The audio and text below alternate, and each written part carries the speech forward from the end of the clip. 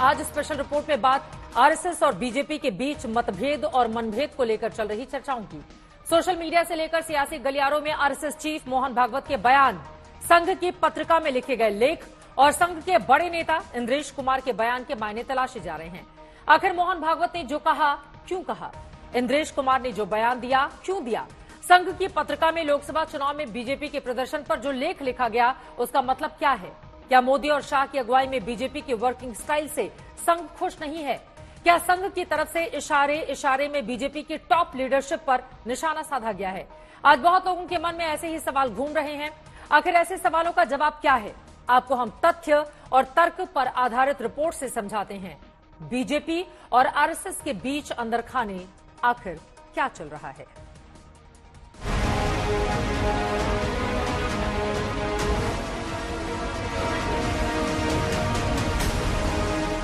क्या संघ ने मोदी शाह के खिलाफ खोला मोर्चा?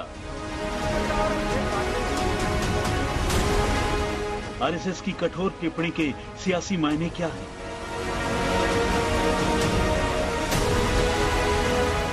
क्यों भागवत से मिलने जा रहे हैं सीएम योगी?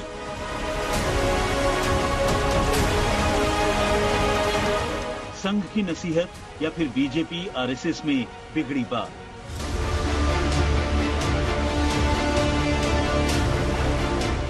बात कहां तक पहुंच गई, इसका अंदाजा इन तस्वीरों से लगा सकते हैं। तस्वीर में नजर आ रहे छत्तीसगढ़ के मुख्यमंत्री विष्णुदेव साय हैं। देखिए और सुनिए, जब आरएसएस के बयान पर सवाल पूछा गया तो क्या हुआ। ये आरएसएस के राष्ट्रीय पदाधिकारी, उन्होंने एक बयान दिया है इस लोकसभा चुनाव में जिनके राम के प्रति जिनकी आस्था नहीं थी और श्रद्धा थी, उनको कुल मिलाकर 234 वोट मिले हैं। 234 सीट मिली, मतलब इंडिया गठबंधन को। वैसे उन्होंने ये भी कहा है कि जो राम के नाम से जिन पर अहंकार हो गया था, यानी भारतीय जनता पार्टी, उसको 241 सीट मिली। किस तरह से लेते हैं इसमें? अब देखिए, अब ये तो ये है कि जितनी भारतीय जनता पार्टी को सीट मिली है 240 सीट, उतना कांग्रेस का 3 चुनाव का भी अगर काउंट करें तो लोग नहीं पहुंचते हैं। और आज वो लोग बड़ी बड़ी बात करेंगे तो ये ठीक नहीं। सर एक सवाल सवाल इंद्रेश कुमार के बयान पर पूछा गया, लेकिन मुख्यमंत्री साहेब पूरा जवाब दिए बिना ही चल दिए। पत्रकार सवाल पूछते रहे और मुख्यमंत्री आगे बढ़ गए। आरएसएस के सवाल पर बीजेपी के बड़े बड़े नेता यूं ही कन्नी काटते हुए नजर आ रहे हैं। आखिर आरएसएस के बयान से बीजेपी इतनी असहज और असहाय क्यों नजर आ रही है? आपको पूरी टाइमलाइन दिखाते हैं। इधर मोदी तीसरी बार प्रधानमंत्री बने, उधर अगले ही दिन से आरएसएस और बीजेपी के बीच मनभेद और मतभेद की चर्चाओं का बाजार गर्म हो गया। वजह है आरएसएस की टॉप लीडरशिप और संघ की पत्रिका में भारतीय जनता पार्टी के प्रदर्शन को लेकर की गई सार्वजनिक टिप्पणी और लेख में प्रदर्शन को लेकर की गई समीक्षा।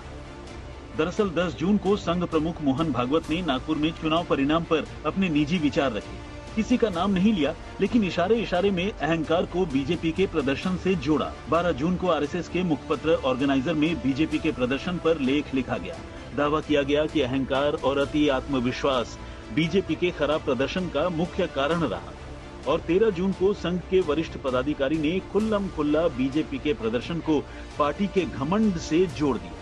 यानी 3 दिन में आरएसएस की तरफ से आई प्रतिक्रिया ने दोनों संगठनों के बीच वैचारिक मतभेद को जगजाहिर कर दिया। आरएसएस के बयान के सियासी मायने समझें, उससे पहले सुनिए आरएसएस की तरफ से बीजेपी और लोकसभा के चुनाव पर क्या-क्या कहा गया। नंबर 1, आरएसएस प्रमुख मोहन भागवत का बयान। काम करे लेकिन मैंने किया ये अहंकार न पाले तो हम इस देश की सच्ची सेवा कर रहे ऐसा होगा। भारत को खड़ा करना है तो समाज को इस प्रकार बनना पड़ेगा। समाज ऐसे बनेगा तो व्यवस्थाएं और व्यवस्था चलाने वाले लोग अपने आप उसके पीछे पीछे चलकर ऐसा बनेंगे। नंबर 2, आरएसएस के पदाधिकारी इंद्रेश कुमार का बयान।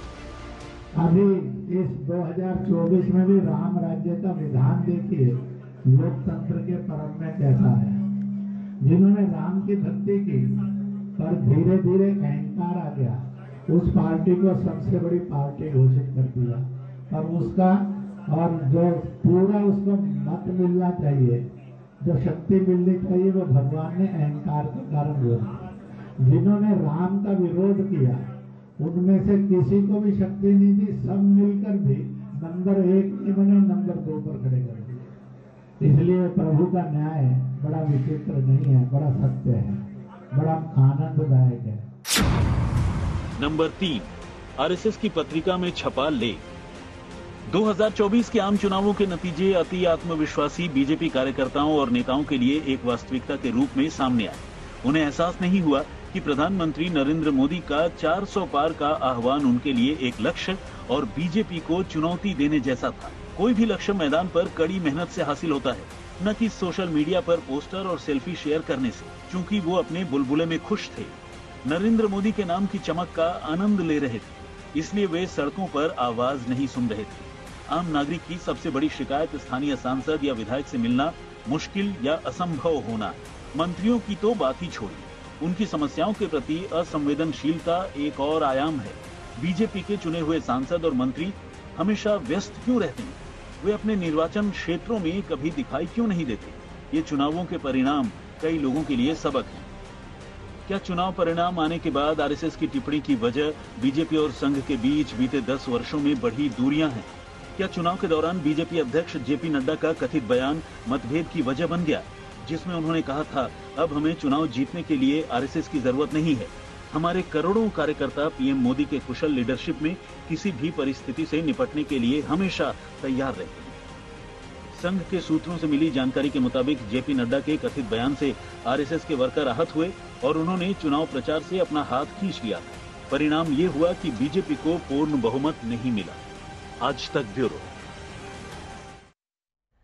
आरएसएस की टिप्पणी पर बीजेपी ने चुप्पी साध रखी है, लेकिन विपक्षी दल आरएसएस की टिप्पणी को लेकर मोदी और शाह पर निशाना साध रहे हैं। क्या क्या रनिंग कमेंट्री की जा रही है वो आपको सुनवाएंगे, लेकिन उसके पहले समझिए आरएसएस का बयान बीजेपी के लिए तनाव बढ़ाने वाला क्यों है। दरअसल 99 साल पुराने संगठन की जड़ें देश के 95% भूभाग तक फैली हुई हैं। आरएसएस का मुख्य कार्य राष्ट्रवाद और हिंदुत्व की विचारधारा का प्रचार प्रसार करना है। एक रिपोर्ट के मुताबिक संघ की देश भर में 73,117 शाखाएं लगती हैं। देश में आरएसएस के करीब 60 लाख सदस्य हैं। देश भर में आरएसएस के 20,000 से ज्यादा स्कूल हैं। बीजेपी संगठन का राष्ट्रीय महामंत्री आरएसएस का व्यक्ति का ही होता है। फिलहाल बीएल संतोष हैं, पहले रामलाल थे जो संघ में वापस चले गए। संघ की अलग अलग विंग है जिनका अलग अलग काम है। छात्रों के लिए अखिल भारतीय विद्यार्थी परिषद, किसानों के लिए भारतीय किसान संघ, ट्रेड यूनियन के लिए भारतीय मजदूर संघ, धर्म के लिए विश्व हिंदू परिषद, मुस्लिमों के लिए मुस्लिम राष्ट्रीय मंच, शिक्षा के लिए विद्या भारती। समाज के हर तबके तक संघ की पहुंच है। करीब 35 अलग अलग संगठन हैं और बीजेपी के लिए बैकडोर से काम करने वाला एक महत्वपूर्ण संगठन।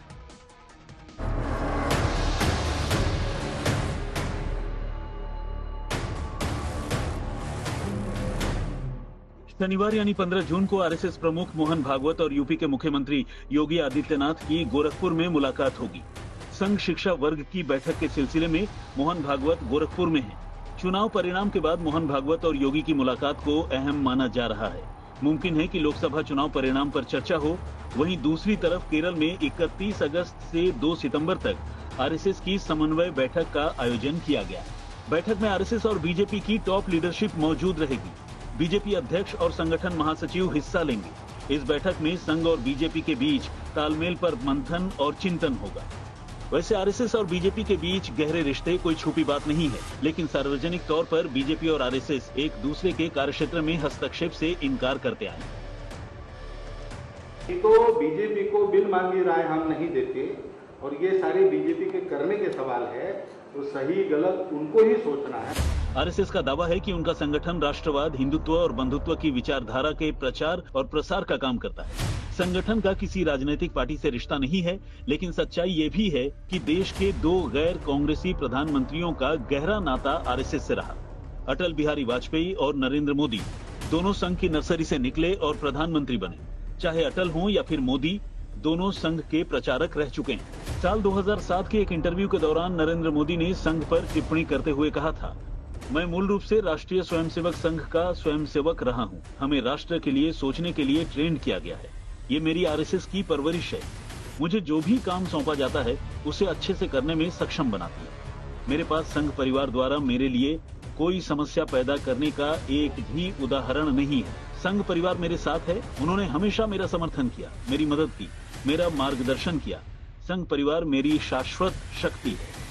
इसी तरह 2000 में प्रधानमंत्री अटल बिहारी वाजपेयी ने न्यूयॉर्क में कहा था, मैं आज प्रधानमंत्री हो सकता हूं, कल नहीं हो सकता, लेकिन एक चीज जो मुझसे कोई नहीं छीन सकता वो है स्वयंसेवक होना। बड़ी बात यह है कि चंद साल पहले खुद आरएसएस प्रमुख ने नरेंद्र मोदी के व्यक्तित्व की व्याख्या करते हुए कहा था, तो प्रसिद्धि के प्रकाश में रहकर भी अपने व्रत को निभाते हुए चलना, जैसा नरेंद्र भाई कर रहे हैं। नरेंद्र भाई एक व्यक्ति के नाते, एक स्वयंसेवक के नाते, एक कार्यकर्ता के नाते गुजरात के मुख्यमंत्री बनने के पहले जैसे थे वैसे आज भी है। सारी दुनिया में नाम हो रहा है, लगातार प्रसिद्धि हो रही वगैरह, इसका परिणाम उनके व्यक्तित्व पर, कर्तृत्व पर, नेतृत्व पर नहीं है। तब भागवत ने कहा था कि मोदी संघ के प्रचारक से गुजरात के मुख्यमंत्री बने और फिर देश के प्रधानमंत्री, लेकिन मोदी के व्यक्तित्व में कोई बदलाव नहीं आया। अब सवाल यही है कि अचानक क्या हुआ कि मोहन भागवत की वाणी और विचार बदल गए। मर्यादा रख के हम लोग काम करते हैं। काम करने वाला उस मर्यादा का ध्यान रखता है। वो मर्यादा ही अपना धर्म है, वो मर्यादा ही अपनी संस्कृति है, जो महाराज जी ने अभी बहुत मार्मिक कथाओं से थोड़े में बताई, पूरी बताई। उस मर्यादा का पालन करके जो चलता है वो कर्म करता है, लेकिन कर्मों में लिप्त नहीं होता। उसमें अहंकार नहीं आता कि मैंने किया, और वही सेवक कहलाने का अधिकारी रहता है। हालांकि ऐसे मौके कम ही आए हैं जब प्रधानमंत्री नरेंद्र मोदी और आरएसएस के सरसंघ चालक मोहन भागवत सार्वजनिक तौर पर या एक साथ एक ही मंच पर नजर आएंगे। ऐसा ही एक मौका साल 2020 में तब आया था जब अयोध्या में राम मंदिर के भूमि पूजन पर दोनों साथ दिखे थे। राम मंदिर के प्राण प्रतिष्ठा समारोह के दौरान एक बार फिर मोदी और भागवत एक साथ नजर आए। प्राण प्रतिष्ठा में भागवत मौजूद जरूर थे, लेकिन समारोह के केंद्र बिंदु में नरेंद्र मोदी ही थे। आज तक ब्यूरो। ये जो बार बार संदेश आ रहे हैं, इसके मतलब मायने किस रूप में समझे जाएं? हिमांशु मिश्रा हमारे संवाददाता जुड़ चुके हैं और ज्यादा जानकारी के साथ। हिमांशु, दिन भर आज चर्चाओं का बाजार गर्म रहा। आरएसएस की ओर से जिस तरह के संकेत दिए जा रहे हैं, लेकिन शाम होते होते ये भी बात सामने आ गई कि आरएसएस प्रमुख ने बीजेपी के लिए कोई बात नहीं कही थी। इसके मायने क्या समझे जाएं?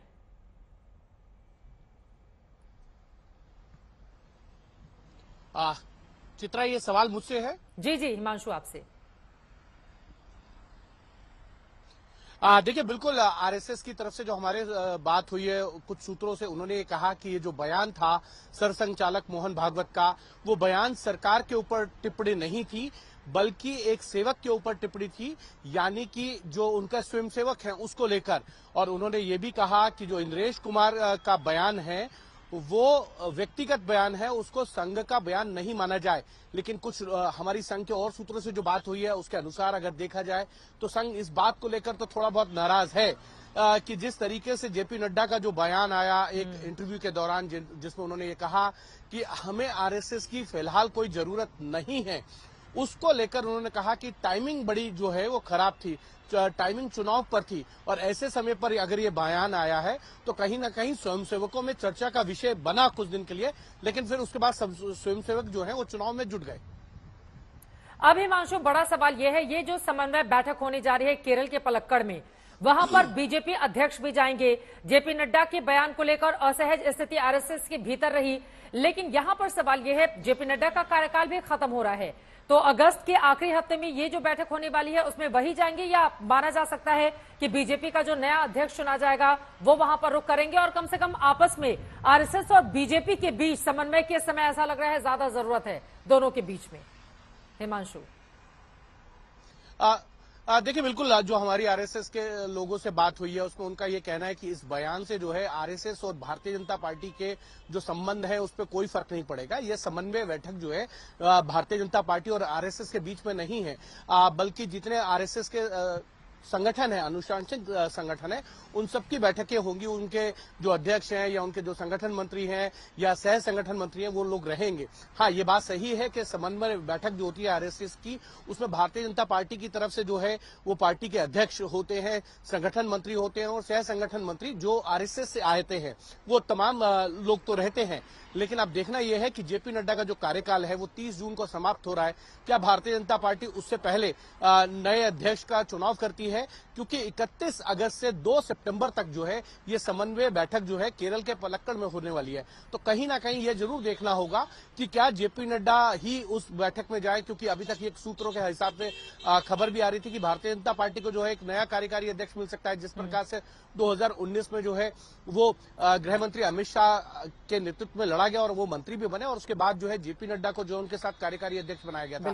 फिर जनवरी में जो है उनको पूर्ण का अध्यक्ष बनाया गया और उन्होंने अध्यक्ष का कार्यकाल जो है वो संभाल लिया था। अब देखना यह है कि क्या जेपी नड्डा उस बैठक में शरीक होंगे या नहीं होंगे, ये एक बड़ा सवाल है, या उनकी जगह जो पार्टी के नए अध्यक्ष आएंगे वो शामिल होंगे। लेकिन इतना जरूर है कि संघ कहीं ना कहीं इस बयान से थोड़ा सा आहत जरूर था कि ये बयान इस वक्त नहीं आना चाहिए। अगर कोई बातचीत भी है तो आपसी बातचीत में होनी चाहिए, उसको पब्लिक डोमेन में नहीं लाना चाहिए। तो बयानों के जरिए जो जख्म दिया गया उस पर मरहम लगाने की कोशिश के तहत समन्वय में बीजेपी का मौजूद होना कहा जा सकता है। अब इसके जरिए क्या रास्ता निकलेगा, इस पर रहेगी हमारी नजर। बहुत शुक्रिया हिमांशु इस पूरी जानकारी के लिए। संघ की तरफ से इंद्रेश कुमार पर सफाई सामने आई है। कहा गया है कि इंद्रेश कुमार का बयान उनका निजी बयान है, आरएसएस का आधिकारिक बयान नहीं है। संघ की सफाई तो आ गई है, लेकिन बीजेपी और आरएसएस के बीच अंदर खाने जारी तनातनी किसी से भी छिपी नहीं है। ये बात बीजेपी को भी पता है कि आरएसएस की नाराजगी भारी पड़ सकती है, क्योंकि संगठन के विस्तार और सत्ता तक पहुंचने में संघ की अहम भूमिका है। ऐसा क्यों है, आपको बता देते हैं। दरअसल समाज में संघ की गहरी पैठ है। संघ अलग अलग सामाजिक मुद्दों पर राष्ट्रव्यापी अभियान चलाता है। जैसे मतदान को लेकर संघ की ओर से बड़े पैमाने पर अभियान चलाया जाता है। पहले मतदान फिर जलपान जो नारा आपने सुना होगा, ये सबसे ज्यादा संघ की ओर से लोगों को वोटिंग के दिन कहा जाता रहा है। और तो और मतदाता को जागरूक करके बूथ तक लाने में भी संघ के स्वयंसेवक अहम भूमिका सक्रियता से निभाते रहे हैं। संघ की टीम कई लेयर में काम करती है। प्रदेश स्तर पर देखें तो क्षेत्र प्रचारक, प्रांत प्रचारक, विभाग प्रचारक, जिला प्रचारक, खंड प्रचारक, विस्तारक और स्वयंसेवक हैं। संघ की टीम का मुख्य काम होता है समन्वय बनाना और अपने अभियान को सफल करना। अब संघ की ओर से टीम बीजेपी की नीति और नियत पर सवाल खड़े किए जा रहे हैं।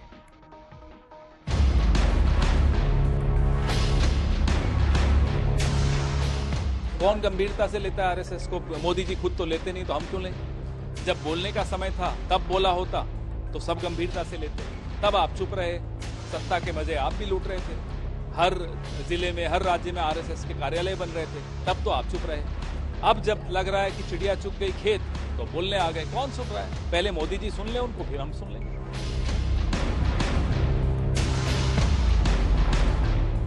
भारतीय जनता पार्टी की सरकार में इतना अहंकार और घमंड आ गया था कि अग्निवीर जैसी योजना लेके आई और कहा कि हम इसे वापस नहीं लेंगे, इसकी समीक्षा नहीं करेंगे, और नारा दिया 400 पार। जनता ने भारतीय जनता पार्टी का अहंकार और घमंड को कम करने का काम किया, बहुमत से दूर करने का काम किया। जो आदरणीय इंद्रेश जी कह रहे हैं वो बात बिल्कुल सही है। लोक सेवक को अहंकार नहीं होना चाहिए। भाई अहंकार की सभी मर्यादा तो मोदी और शाह जी ने तोड़ दी है और उसके चपेट में आरएसएस भी आ गया है। तो आप क्या करोगे? क्या आप में बगावत करने की हिम्मत है? अगर है तो भारतीय जनता पार्टी में आपके जो लोग बैठे हैं, युवराज सिंह चौहान हो, नितिन गडकरी जी हो, ऐसे बहुत से लोग हैं। क्या वो बगावत करेंगे मोदी और शाह जी के खिलाफ? किस तरह से भ्रष्टाचार को पाला है, पोसा है।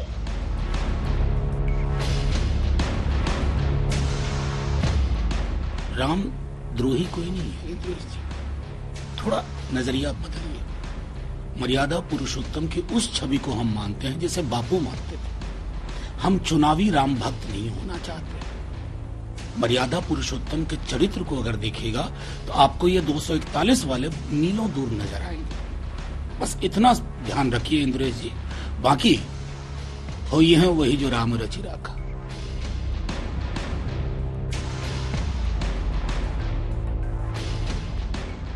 देखिए, आरएसएस अपने आप को बहुत ज़्यादा ओवर एस्टिमेट करने लग गई है। उसको ऐसा लगने लगा है कि वो किसी नैतिकता के पहाड़ पे खड़े हुए हैं और वो सबको उपदेश दे सकते हैं। अगर भारतीय जनता पार्टी घमंडी थी, भारतीय जनता पार्टी में या उसकी लीडरशिप में 100 कमियां थी, तो आप कहाँ थे? आप विदेश में थे। चुनाव से पहले आप कहाँ गायब थे? आपने तब तो नहीं बोला। आप तब भारतीय जनता पार्टी के साथ मिलकर पूरा जोर लगाया आपने एड़ी चोटी का कि 400 पार भारतीय जनता पार्टी पहुंच जाए और आप संविधान बदल सके।